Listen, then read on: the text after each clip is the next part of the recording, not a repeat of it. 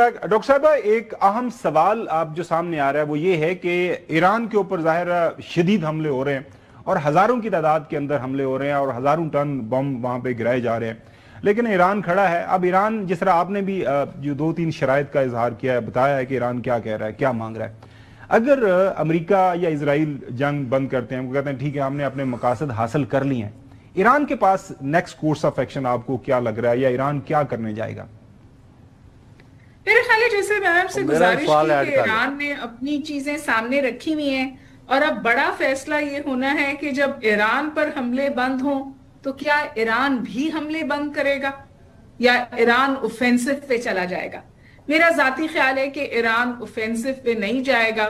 وہ چاہے گا کہ جو وہ شرائط سامنے رکھ رہا ہے ان کا ادراک کیا جائے, اور سب سے اہم شرط یہ ہے کہ امریکن اڈے جو ہیں وہ ریموو کیے جائیں مڈل ایسٹرن اسٹیٹ سے, اور دوسری اہم بات یہ کہ اس پر سے سینکشنز کو ہٹایا جائے.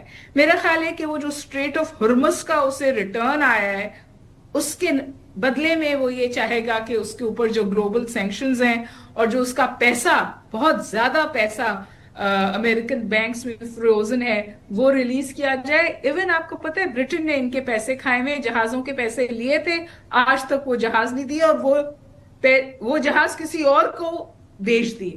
اس بات کا ادراک انہوں نے اوپنلی خود کیا ہے, برٹن کے ایک آفیشل نے, سینئر آفیشل نے.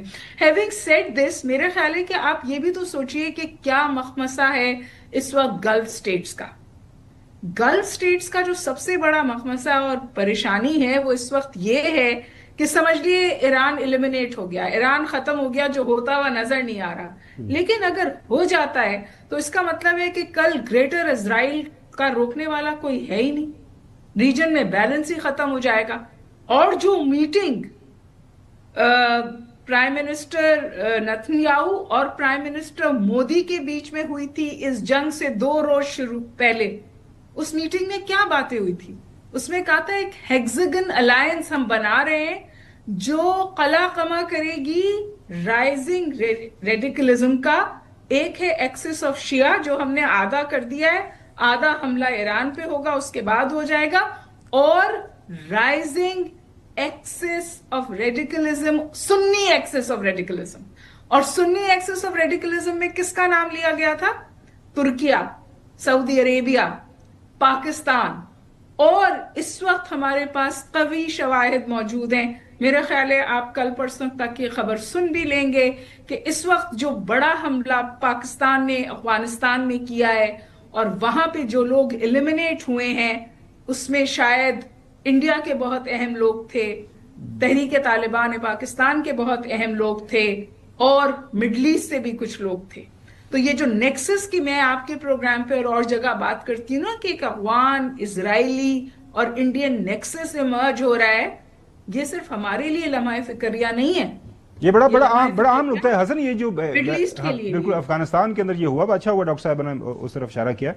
مطلب یہ ہے کہ وہ جو میں نے اس کا جب ویڈیو اس کو دیکھتا ہوں وہاں سے جو میں نے سوال پوچھا, بارود تھا نا, میں آروں صاحب, ڈرونز تھے, بارود تھا, اس طرح کی چیزیں موجود تھی, تو اس کے وہ شعلے اڑے تھے. اور یہ دیکھیں را کے لوگوں کی اموات کی اطلاعات مل رہی ہیں. ڈاکٹر صاحب یہ بات خبر سالڈ ہے, لیکن یہ خبر ابھی پبلک نہیں تھی, تو ڈاکٹر صاحب نے بات کر دی, تو مطلب وہ بھی میں کر دوں کہ آفیشلی تو کنفرمیشن کبھی بھی راک نہیں آئے گی نا. آفیشل تو راک کی کنفرمیشن کبھی بھی نہیں کرے گا انڈیا کہ جی ہمارا راک ایجنٹ موجود تھا جو کہ افغانستان کے اندر پاکستان نے مار دیا اس کو.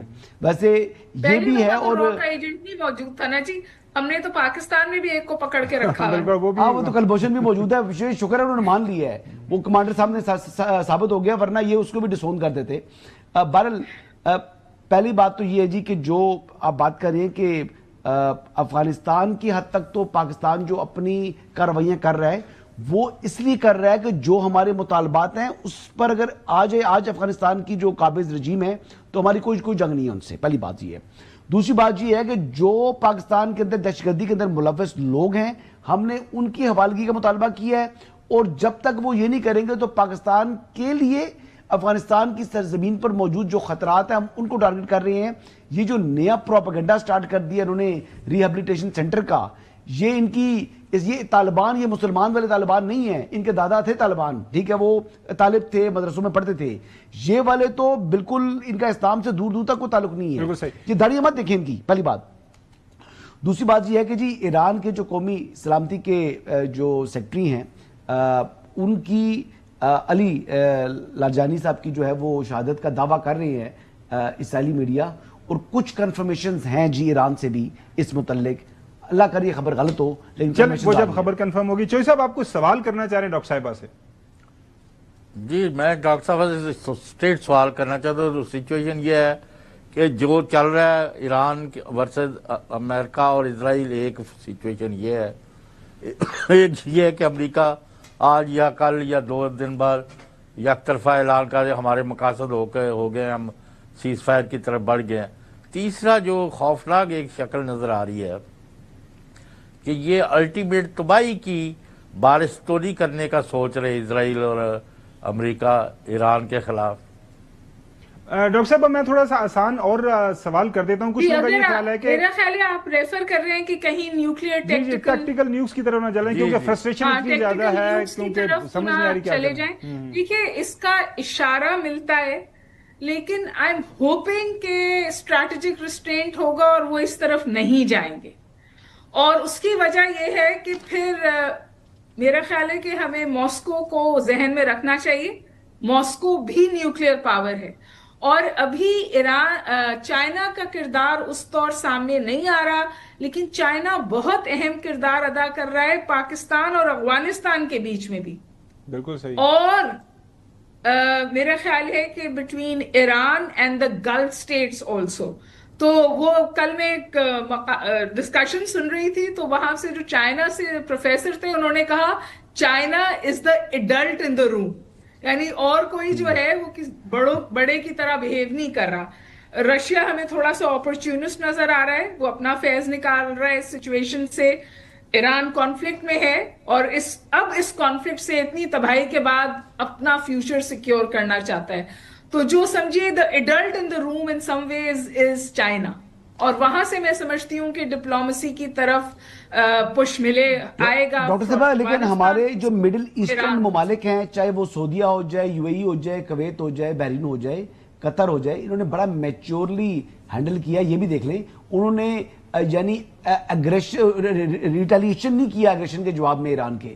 وہ تحمل کا مظاہرہ کیا ہے، کرنا چاہتے تو وہ بھی کر سکتے تھے، لیکن انہوں نے بھی بہت میچورٹی کے ساتھ اوفینسو جو میجرز تھے ایران کے اس کا جواب میں جی. حسن میں آپ سے تھوڑا سا ڈس ایگری کروں گی. میرا خیال ہے آپ بالکل بجا فرما رہے ہیں کہ اسٹریٹجک ریسٹرینٹ کا مظاہرہ کیا ہے، وہ ڈیفینسو رہے ہیں، وہ اوفینسو نہیں رہے ہیں. لیکن میں نے جو آپ سے پہلے گزارش کی تھی نا، گلف سٹیٹس کو بھی یہ نظر آ رہا ہے کہ اگر ایران کی ایلیمینیشن ہو جاتی ہے، اور امریکہ نے یہ کوشش کی، اسرائیل نے یہ کوشش کی کہ ایران کو گلف سٹیٹ سے، ایران کو سعودی عرب سے بھڑوا دیں اور پھر ان دونوں کو آرمز بیچیں اور تماشا دیکھیں جی. لیکن ان کو بھی یہ ریئلائزیشن ہو رہی ہے کہ اگر ایران کی ایلیمینیشن ہوتی ہے، اللہ معاف کرے، تو اس خطے میں بیلنس آف پاور ختم ہو جائے گا. بہت اس کے ساتھ کوئی روکنے والا اس کے اوپر ڈاکٹر صاحب بالکل صحیح. اس کے اوپر نکائی ایشیا جو جاپان کا ایک جریدہ ہے، اس کے اندر بڑا اچھا ایک کالم میری نظر سے گزرا ہے کہ جتنی یہ جو سیپریٹسٹ آرگنائزیشن ہے جو کہ ریجن کے اندر آپریٹ کر رہی ہیں، اور خاص طور پر جو افغانستان کے اندر موجود ہیں، وہ دے اسمیلنگ بلڈ، وہ سپورٹ کر رہی ہیں کہ جی بڑا اچھا ہوا ہے امریکہ اور اسرائیل نے ایران کے اوپر حملہ کیا ہے، کہ ایران کے اندر خانہ جنگی ہوگی، ایران کے اندر ریٹ آف دا اسٹیٹ جو ہے وہ ختم ہوگی، تو پھر ان ساری آرگنائزیشن کو وہاں پہ اپنا اثر جو ہے وہ اس کو بڑھانے کے اندر مدد ملے گی. اور یہ بھی بڑا ایک اہم نقطہ سامنے آیا. ڈاکٹر صاحبہ کیا کہیں گے اس کے اوپر؟ آپ بالکل صحیح کہہ رہے ہیں. دیکھیے جب آپ اوور آرچنگ کنٹرول ختم ہوتے ہیں، کیوس ہوتا ہے، تو ایسی تمام آرگنائزیشنز پنپنے لگتی ہیں، بالخصوص ان خطوں میں جہاں پر جسٹ بلو دا سرفیس وہ ایگزسٹ کرتی ہوں. میں آپ سے یہ بھی گزارش کروں کہ ایسے بھی مقالے چھپ رہے ہیں کہ اگر ایران جو چاہتا تھا امریکہ، اور بالخصوص اسرائیل نے امریکہ کو بھی اس جنگ میں گھسیٹا. میں نے آپ کے شو پہ کہا تھا کہ جو یو ایس پریزیڈنٹ ہیں وہ بسیجڈ ہیں، وہ پھنسے ہوئے، لیکن اس جنگ میں جب امریکہ کو گھسیٹا اور اگر وہی نتیجہ نکل آتا جو اسرائیل چاہتا تھا، تو یہ کہا جا رہا ہے کہ پورے مڈل ایسٹ کا نقشہ پھر تبدیل ہو جاتا. ڈاکٹر صاحبہ بہت شکریہ وقت دینے کے لیے، اور بڑا یہ ایک نالج بیس سارے کا سارا آپ نے جو تبصرہ تجزیہ کیا ہے، آئی ہوپ ہمارے ناظرین کو پسند آیا ہوگا. ناظرین جو ہے ایک چھوٹی سی بریک، اور بریک کے بعد بات کریں گے جس طرح میں نے ابتدائیے کے اندر بتایا تھا، آج ملاقاتوں کا دن ہے. 2 دسمبر سے آنورڈ کوئی ملاقات نہیں ہوئی.